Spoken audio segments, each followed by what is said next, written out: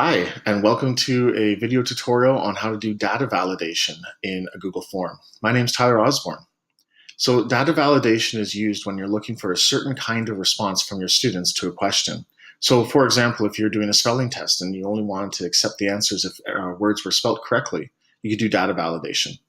Or in my case, I have a feedback form here, and I want to make sure that everything that gets entered into the email address is actually an email address so that people don't accidentally submit one that's not valid.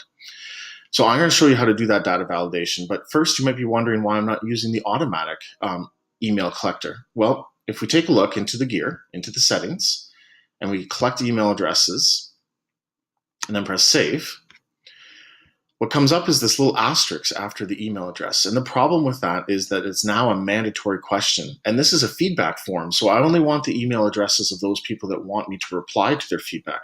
Otherwise, I want the form to be anonymous so that people can say whatever they need to say. So I'm going to change settings and get rid of the collect email address. And I'm going to show you how to set up an email address option so that it's not mandatory. And that's using data validation. So I'm going to add a question by pressing the plus sign on the side. Then I'm going to change the question from multiple choice to short answer. And then there's no data validation options here. You have to go into these three dots on the right-hand side of the corner. And then we go to response validation. Now, there's all kinds of options as to what you can use for validation. So you can do number questions, text, length, and regular expressions. This is kind of where you get into some coding. Let's do text, though. And I'm looking for email addresses. I also really like this URL option. So if you're looking for students to do like a web quest or a Google search quest, and you want them to submit their responses as URLs so that you can see whether or not they're being successful in their research, they could use this right here. But I want email addresses.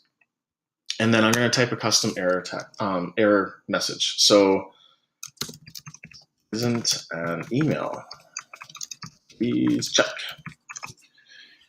There we go. And I'm not going to hit the required button because remember, this is optional.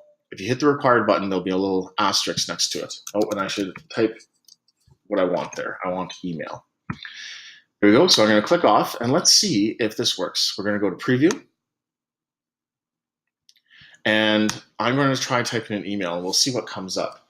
So I'm going to say Ted at Rogers and see how it's saying that this isn't an email yet. So it's doing the data validation. .com, and all of a sudden it is a valid email.